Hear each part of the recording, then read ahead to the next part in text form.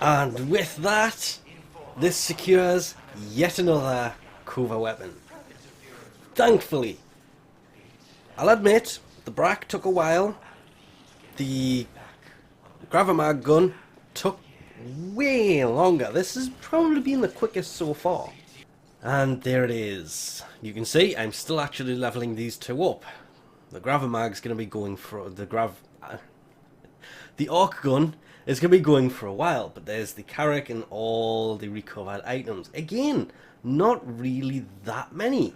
You would expect way more. But let's go claim this and set off another one. I might be able to get 2 done in a day because it's still fairly early. Would be a record. Right, I need you. Gimme, gimme, gimme.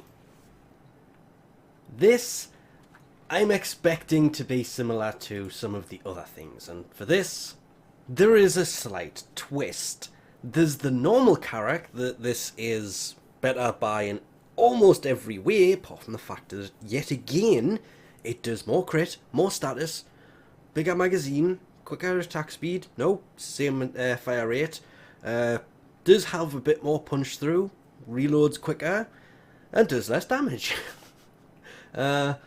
Well, oh, luckily, the Karak Wraith isn't better than this. If the Karak Wraith was better than the Kuva version, oh, that would not end well at all. Because, well, the Karak Wraith, being an old event weapon, is still that. It is an old weapon. The added bonus did end up being Toxin, kind of sadly. It just depends what frame you are using when you start your Kuva Lich as to what the added bonus is. It does come with 1v polarity, which is great for Serration, instantly making it better anyway. Really glad it doesn't come with 2, because I've been thinking about this and more keep thinking 1 polarity is great, 2, considering you have to format these things 5 times, maybe a bit overkill. And yes, a few keen-eyed people would notice, this video started with the old Orbiter in there. That hasn't been there since not long after this whole Kuva system was actually added. The Karak was one of the first weapons that I got. I think I have one more that I got before that was all changed. That'll be pretty hard to actually hide, but like a lot of things, because there was so many weapons and everything else that came out, you kind of got a hold of this and went, it's not super amazing, so I'm going to go on and I'm going to try getting all of the other weapons, and then you end up just forgetting about it because it's probably one of the worst of the Kuva weapons, if we're being brutally honest here. It's not an amazing weapon. It's a Karak. It is not an amazing weapon to begin with anyway. But like every Kuva weapon, you have to format it 5 times, so you end up with this going on. There's just too many polarities there, and you can throw on whatever build you want. I have the elemental stuff with the dual stat over here. I increased the magazine capacity, it's now 91, added multi-shot, and then just base damage. If you have a Riven for this, even better, because you don't have to format specifically for a Riven because it has 33 points available to it. I'm really hoping they do bring out some Kuva based mods to fit on these things that require an insane amount of points. Otherwise, the 5 former on these was invented for nothing more than clearing out that backlog of former that I'm not going to say everybody had, but I'd been building them and collecting them for ages, so when I needed them, they were just there. I have, currently, I think I've got 1 left. The Kuva weapons just eat all former, even blueprints. They will take them, chew them up, and ask for another one. But the reason I have the 4 dual stat elemental mods in here is without even just one of them, it only goes to 99.4% status using 3 of them.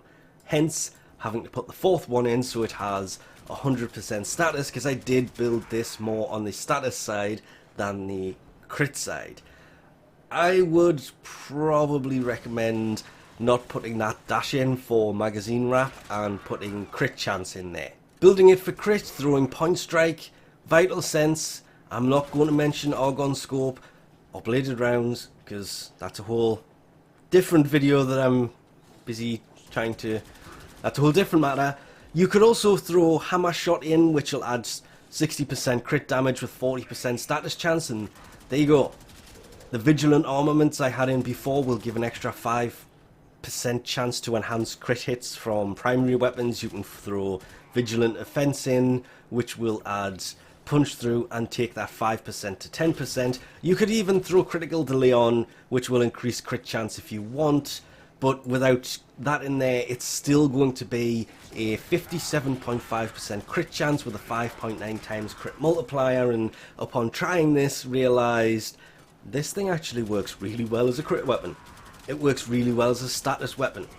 Trying to get the two combinations together means you have to sacrifice one or the other. So, with it having Toxin on there, I took Blast Off, ran one elemental mod, and actually found this thing to be quite powerful.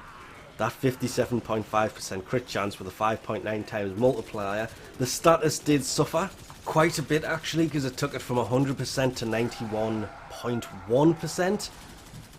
But it's the fact that it took the 326.7 corrosive, 261 blast, and turned both of these into 196.2 corrosive.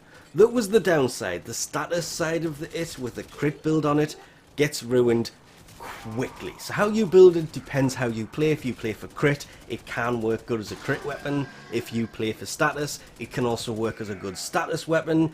But a combined build will also work. It's a very weird weapon. Actually turned out to be way better than I remember it being upon first getting it and forgetting about it for this long.